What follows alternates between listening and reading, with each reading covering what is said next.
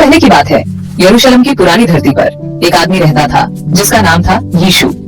प्यार, दया और भगवान के वचन की शिक्षाओं के लिए जाने जाते थे।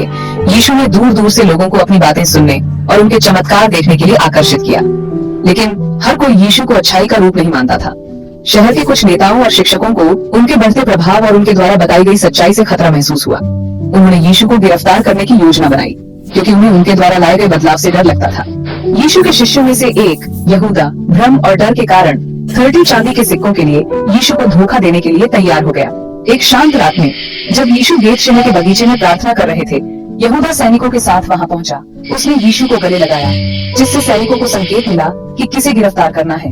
यीशु को महायाजक के पास ले जाया गया, जहां उन पर आरोप लगाए गए और झूठे गवाह पेश किए गए।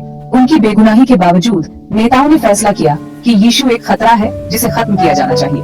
वे उसे रोमन गवर्नर पोंटियस पिलातुस के पास ले गए, यह उम्मीद करते हुए कि वह यीशु की मौत का आदेश देगा। पिलातुस ने यीशु से पूछताछ की, लेकिन उसे सजा देने का कोई कारण नहीं मिला। फिर भी नेताओं द्वारा भड़काई गई भीड़ यीशु को सूली पर चढ़ाने के लिए चिल्लाई। पिलातुस ने भीड़ का दबाव महसूस किया और दंगा नहीं चाहता था, इसलिए अनिच्छा से सहमत हो गया। सैनिकों ने यीशु का मजाक उड़ाया, उनके सिर पर कांटों का ताज रखा और उनके कंधों पर बैंगनी रंग का चोगा पहनाया और मजाक में उन्हें यहूदियों का राजा कहा।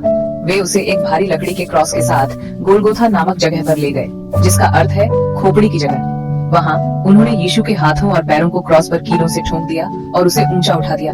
जब वह अकल्पनीय दर्द में वहाँ लटका हुआ था, यीशु ने उन लोगों के लिए क्षमा मांगी जिन्होंने उसके साथ गलत किया था, अपनी पीड़ा में भी करुणा दिखाते हुए। घंटों तक यीशु चिलचिलाती धूप में क्रॉस पर लटके रहे। उनके कुछ वफादार अनुयायी और उनकी माँ, जो टूटे हुए दिल से देख रही थीं, उनके आसपास थे।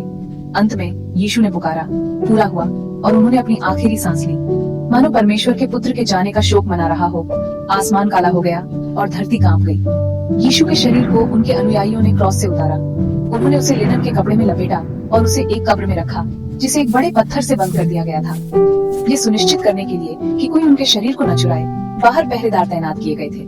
3 दिन बाद कुछ चमत्कारी हुआ। यीशु का अनुसरण करने वाली महिलाएं उसकी कब्र पर गईं, तो उन्होंने देखा कि पत्थर लुढ़क गया है और कब्र खाली है।